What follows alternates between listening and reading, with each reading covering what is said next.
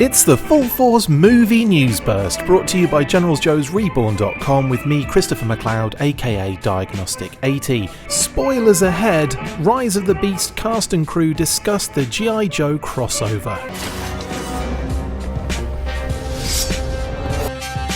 Okay, so let's begin by saying one more time, if you don't want to know what happens in Transformers Rise of the Beast, then please switch it off at the wall right now.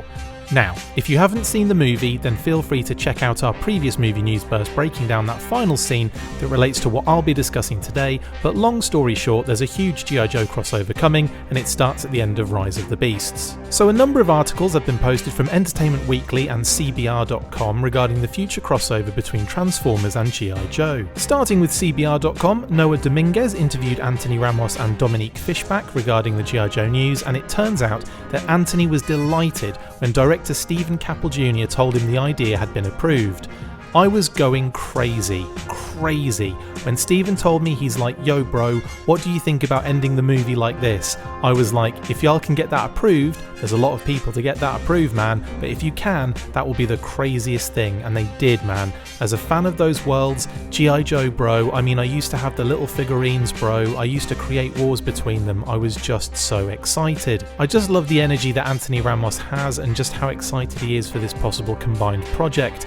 Regarding a future Transformers G.I. Joe film, Dominique, who plays Elena, said, "I told Stephen that since Elena has been introduced to this fighting, in between times she went to learn how to do martial arts and all of these things so she can get in on the action. I love that she is also excited to get involved in a crossover like this, and I could definitely see her develop into a prominent Joe character like a Dial Tone or Mainframe, or even a brand new character with her special skill sets." Anthony Ramos said that he was excited for the possibility of our characters to now get involved in that world and to see who the new characters can be. In addition to the CBR article, Nick Romano of Entertainment Weekly focused on the future plans from Lorenzo de Bonaventura and director Stephen Caple Jr. to incorporate the Joes into the Rise of the Beast sequel. De Bonaventura explained that, "We're introducing Joe characters into the world that we're dealing with, on whatever our characters are gonna go do. We're also not through with the Maximals, so I imagine in the next movie we'll have Maximals, Autobots and Joes. The idea of trying to do the whole Joe world at the same time is a little daunting. This is a way to bring them into our world, remind people of who they are, and they'll have a role in the plot." Regarding that very Rise of the Beast sequel, director Stephen Caple Jr. added, "It is definitely going to incorporate some Joe characters, but it won't go into maybe the true origins of the Joes." This makes a lot of sense, and as we go through the article, it continues to cement the theory that the next movie will be a Transformers one, with the Joes included in a more significant way. They also asked about that end scene with Michael Kelly and the warehouse front that Noah goes to for his interview. Obviously it turns into something else, but Caple Jr. explained that he didn't want it to just be a throwaway post-credit scene, explaining that it was really about trying to get Noah fulfilling his arc. This guy who was looked down upon by society. At the end of the film, the military, out of all places, given the history that he had with it, was the one to take care of his brother and his situation. It definitely feels like a solid part of the film rather than a post-credit scene that sometimes doesn't go anywhere. He even discussed why he chose G.I. Joe over Sector 7 for the big reveal. They seem to kind of always basically lose. I don't know if this is really the hero organisation I would want Noah to be in. Stephen Caple Jr. felt as though the Joe team would make way more sense and pitched the idea to De Bonaventura, who had contemplated including the Joes earlier in the Bayverse movies. The producer explained, "Frankly, since the first Transformers movie, the fans have been saying, please put in G.I. Joes. We were like, that's a great idea for the future, in 2 or 3 movies we should do that, then it sort of got lost along the way a bit. We kept trying to find a way to do it organically." According to the article, it took them about 2 years to run the idea up the flagpole, first to Paramount, then Hasbro, E1, Skydance, and finally Michael Bay's team, who produced the current crop of movies since he stopped directing them. They have to ask questions like, is there ever going to be a G.I. Joe movie again? Is it always going to be underneath Transformers? I can definitely see a lot of the stakeholders being concerned that it could diminish the brand by having it tag along without having its own movie or series to draw from in this universe. In response to whether we would see any characters or continuity from the recent Snake Eyes movie, De Bonaventura stated, "We really haven't had that much in-depth conversation, but I will say this, the first step we'll do is pick the G.I. Joe characters that we're most excited about, and then we'll figure out the journey." I genuinely don't know how to take that, because it does seem like the direction you go in when you don't have a solid idea for an overarching concept. I worry that just choosing cool characters might not be the way to approach it, but at least Stephen Caple Jr. is developing the sequel in a more thoughtful way. The article even got into the story behind Michael Kelly's hiring. With principal photography wrapped on the movie, the crew were in post-production and preparing to return to shoot pickups they weren't able to get while filming in Peru. Everything had to be top secret. Kelly didn't even know the full extent of his role. The actor had signed on to the project purely from his excitement over Transformers. Caple Jr. explained, "There was one version of the script that mentioned the G.I. Joe reveal. All other copies, including the one in the studio's possession, described the military organisation as Sector 7. That way, no one could leak the script." Caple didn't give Kelly the final script until he was on set.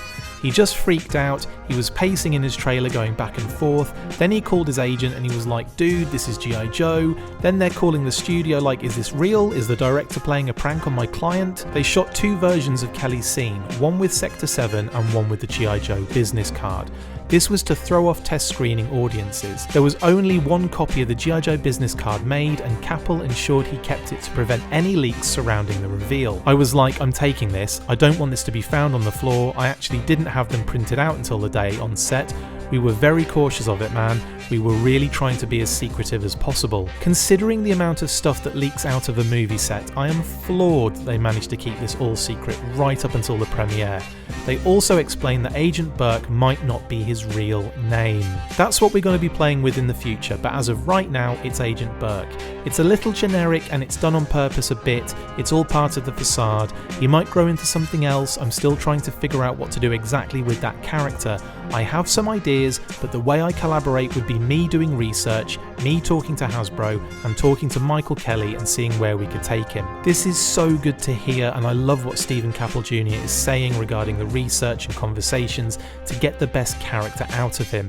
So as it stands, he still could be anybody, and nobody has a clue who it could be. What's even cooler was the additional information Caple gave us regarding future films. Now that the cat's out of the bag, the next movie is meant to expand the entire universe. There's a big mission at hand. I think it's really cool that there are other planets out there with Transformers.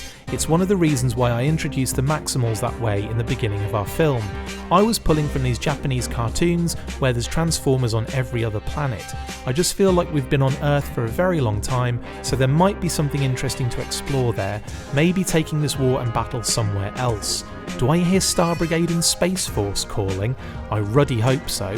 How awesome would that be to get some real wild deep cut crossover action? Well, what can we gauge from these interviews? Well, the crossover is officially on. Rise of the Beast is currently #1 for the weekend, beating out the new Spider-Man movie, and the team are very excited for what is to come.